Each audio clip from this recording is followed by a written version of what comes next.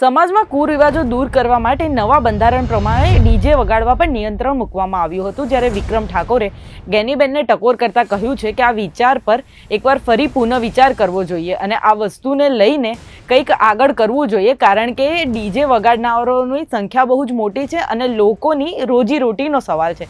શું છે સમગ્ર ઘટના તે આ વિડીયોમાં જાણીશું. હું આપની સાથે ભૂમિ, આપ જોઈ રહ્યા છો બેનિફિટ ન્યૂઝ. ઠાકોર સમાજના ઉત્થાન અને કુરિવાજને તિલાંજલિ આપવા માટે ગાંધીનગરમાં અભ્યુદય સંમેલન યોજાયું. આ સંમેલનમાં દારૂબંધી અને ખર્ચાળ લગ્ન પ્રથાઓ પર રોક લગાવવા માટે નવું બંધારણ જાહેર કરાયું.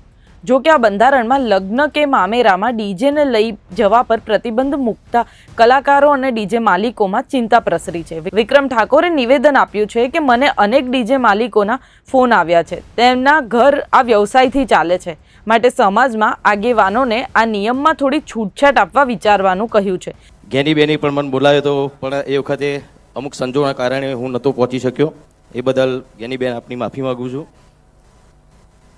અહીંયા ઉપસ્થિત દરેક આગેવાનો એમને વંદન કરું છું. અને તમને તો મારો શું કહેવું કયો, હા, કેમ કે તમારા જ આશીર્વાદ છે. અત્યારે એક નાના ઘરમાંથી એક ઠાકોરનો દીકરો, અત્યારે તમે એનો સુપરસ્ટાર કહો છો, તો આ બધો તમારો આશીર્વાદ છે. તમે છો તો હું છું, અલ્પેશભાઈ છે અને દરેક આગેવાનો, એ બધા જ તમારા આશીર્વાદના લીધે જ છે. અને આવા નવા આશીર્વાદ હંમેશા સમાજના જે સારા કાર્યો કરતા હોય એમના એ આગેવાનો ઉપર રાખજો. અને વધારે તો કંઈ કહેતો નહીં, એવા બોલવાનું થોડું હમણાંથી થોડું ચાલુ કર્યું છે એમ તો, પણ ખાલી થોડી ગેનીબેનની મારે એક થોડીક વિનંતી કરવી છે. તમે જે સમાજ માટે બંધારણ આપણા સમાજના કલ્યાણ માટે જ કર્યું છે, બહુ સરસ કર્યું છે. પણ એક બે એવી વાતો છે જે તમારી સમક્ષ રજૂ કરવા માગું છું હું. કેમ કે ઘણા બધા મને ફોન આવ્યા, કેમ કે હું પણ એક કલાકાર છું, એટલે મેં ખાસ પેલા ડીજે વાળાનો બહુ ફોન આવ્યો. એટલે અરે બીજું કશું નહીં, એ લોકોનું પણ શું એમના ઉપર ઘર ચાલતું હોય છે. ઘણા બધા કલાકારો ડીજીમાં જ કામ કરતા હોય છે. તો એના માટે તમે થોડુંક વિચારજો શું કરી શકો. તમે બધા આગેવાનો છો, બધા ભેગા થઈને તમે નક્કી કરજો.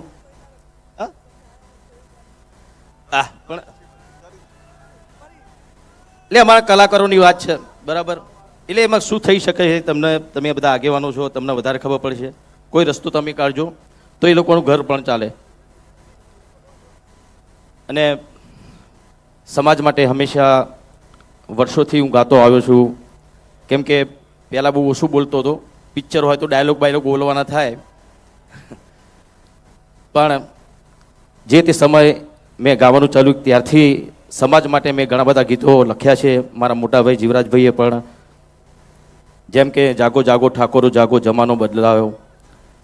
એ વખતે આપણો સમાજ બહુ જ પાછળ હતો. અત્યારે તો ઘણો બધો સમાજ આપણો ઘણો આગળ આવ્યો છે, શિક્ષણમાં પણ આગળ આવ્યો છે અને વ્યસનમાં પણ. એનો પાછું જવાની જરૂર છે, પણ એ બી આગળ આવે છે. બોલો, એટલે એમાં પણ પાછળ જવાનું, બધામાં આગળ નહીં આવવાનું. જો આગળ આવવાનું છે તો આવવાનું છે. હા, શિક્ષણમાં આગળ આવો. આવા સમૂહ લગ્નો એમાં જોડાઓ. બાળ લગ્નના કુરિવાજો છોડો.